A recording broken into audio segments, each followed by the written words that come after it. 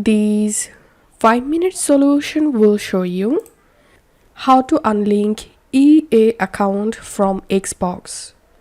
Follow this step-by-step guide to unlink your EA account. First of all, open your Xbox and click on your profile. Click on settings. And here you will get EA. So click on manage.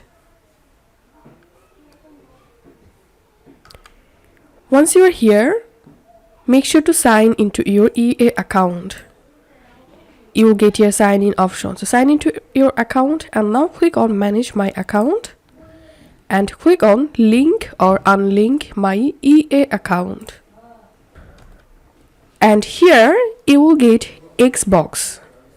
So to unlink your EA from Xbox, click on unlink. And now to unlink, you have to verify your Gmail ID. So click on send security code. And now open your Gmail and collect the security code. Enter the code here.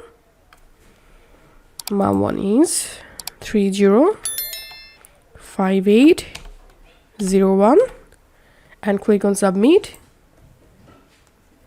And check this box and click on unlink. And that's how we can unlink EA from Xbox.